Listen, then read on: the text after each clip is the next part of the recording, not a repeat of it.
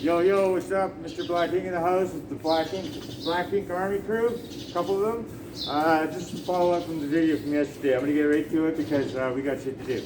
I just want to be a little transparent here. I totally understand that I got myself in a situation of being a criminal, regardless of what it was. But like I was saying before, I did this because the freaking thing stopped working, so I got to do it again. So good and bad choices in life isn't always a reality for everybody. Yeah, you always got choices, but sometimes it's just both bad choices. And you got to choose the one you believe was going to hurt the least amount of people, or at least that's what I did. And it really was, in a nutshell. And whatever I did, I was doing it for a good intention, and that was to get my family off the street. Because it was a devastating moment for me of failure. And I didn't care. I did whatever I needed to do, and I would do that again any day of the week to get my family off the freaking, you can do whatever, don't say shit until you wash somebody's shoes, right? Anyway, so saying that, this probation officer of mine, Chuck, from North Surrey, like I had a guideline of things I needed to do with my conditions that were set out from the court. And that was, one of them was, if I was to just leave the recovery house, or get kicked out, I had to do some things. And I did them all. I followed them to the T. I went above and beyond that. Told the guy every week, or for a whole week, never answered me nothing, talked to duty, let him know where it was, everything I needed to do. And when I talked to him finally, he tells me, oh no, I already talked to Crown, and they're going to breach you. Okay, so you know that from the other day. So let me explain a couple of things with these conditions. First, a condition in probation and parole, they say it was invented for public safety and to rehabilitate this guy into whatever, crime-free lifestyle. I'm calling bullshit on that, okay? Because it's really crime creation. And I'll give you an example. Let's say I was on bail, which I have been before, and I wasn't allowed a little thing like this, flashlight, okay?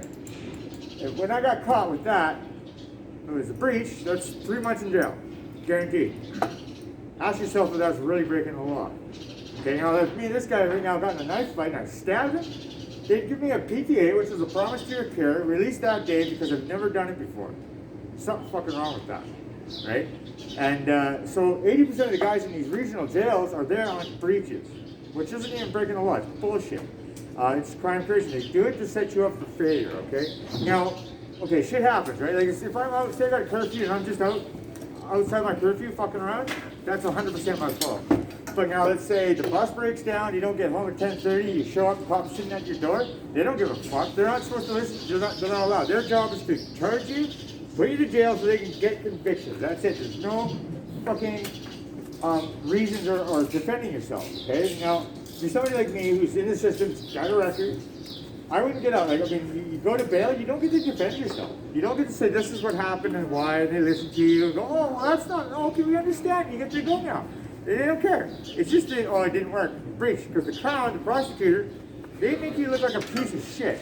They do. They say everything they freaking can. Second, are you coming back? Okay. And then, yeah, so I'll give you an example. Like, when I've gone for bail, in my experience, and I've had a lot of bail hearings, the lawyers, like, I've been a legal aid, which is not paid for, it's provided by the government. But I've talked to guys who have paid for lawyers, and it's fucked up. This Crown's making you look like a piece of shit. They're basically saying it like you've done it, because it's supposed to be innocent until proven guilty. And then this is what the lawyer does. Hi, this is my client, he's 39, from Calais. He used to work here, he's got a kid. He lives there, and that's his plan. How is that a defense? All you do is just a profile of the fucking guy. That's all that usually happens. Except for once. My lawyer just recently went to bat, pretty bad. It was awesome. He was like, they were trying to keep me on secondary grounds, which is violence. And I don't have any violence on my record, except for one years ago, but they were trying to make me look violent because I always had weapons on me, like knives or something like that. Or pepper spray, which if you live on the street, you understand you need that shit, right? It's like trying to judge my choices without understanding the reason. It's fucking stupid. But it was great because my lawyer's like, yeah, well, it's not illegal to have knives. It's not illegal to have pepper spray. So, yeah, keep trying. It was great, but I got out. And so now this is the situation, okay? If I knew the first time I went to jail, to get out early, probation was just designed to set you up. I would have told them, fuck you, and I would have stayed in jail and got out with no probation. Oh, by the way, Chris, I guess you don't know, this is going to be on social media. Social media? Yeah. It's for Black Ink Incorporated. You care? It's a little late now. Don't worry about it. It's not going to have location or where we are or anything like that. That's all confidential, okay? Yeah. Okay, cool. So, I'm mad. I'm angry. The reason why I'm angry and I want it to change is because it's totally designed to set people up. People who aren't in it don't understand. Like, let me give you an example. You know how many times I pleaded guilty and my friends pleaded guilty to charges that they weren't even guilty of, just so we can get out early, and I'll explain it. So you get arrested and then they don't let you out because the innocent until proven guilty is just something they say. It doesn't even exist. If Crown and the judge thinks that you might go out and do it again or something like that, you don't get out. You don't even get a chance unless you're paying money. Because then when you pay money, the lawyers talk to each other and they're like, yeah, I got paid, motherfucker, and then they let you up. That's pretty much how it works. But saying that, if you're going to trial, okay, normally the amount of time you spend in jail is 2 to 3 times longer than if you plead guilty, okay?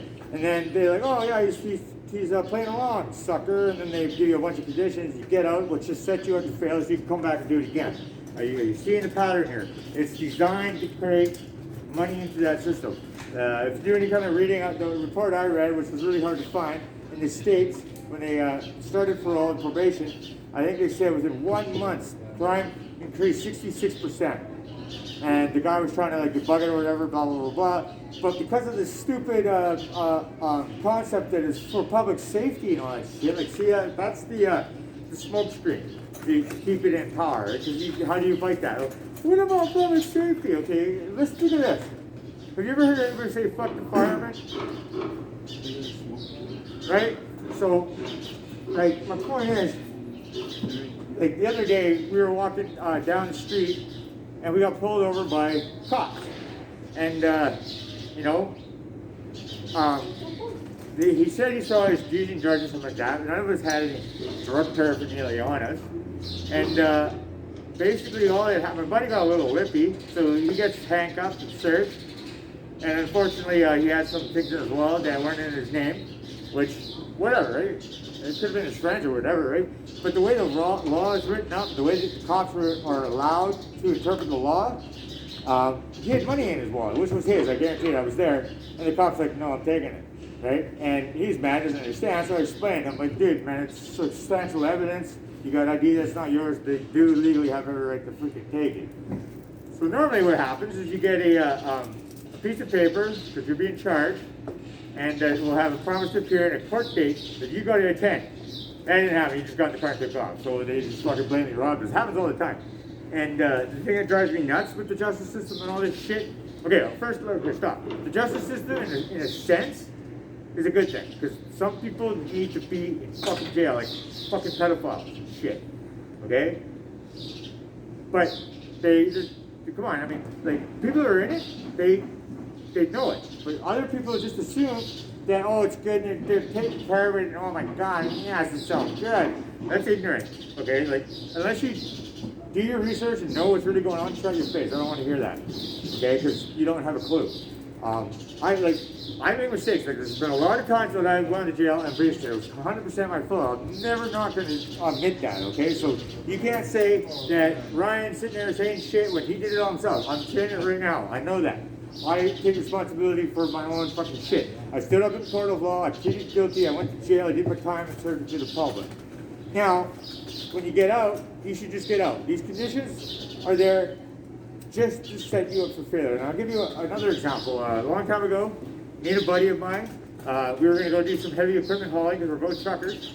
I would have made some money, and when I told my PO the truth of who Justin and I was, so I said his name, but I don't give a fuck, and she plainly turned it down. She's like, no, I'm not going to do it. Like, it says here in my conditions that I'm allowed to alter my curfew or whatever for employment. She just said fucking no. right? So this shit happens all the time. And the thing I don't understand, no matter what happens here, this PO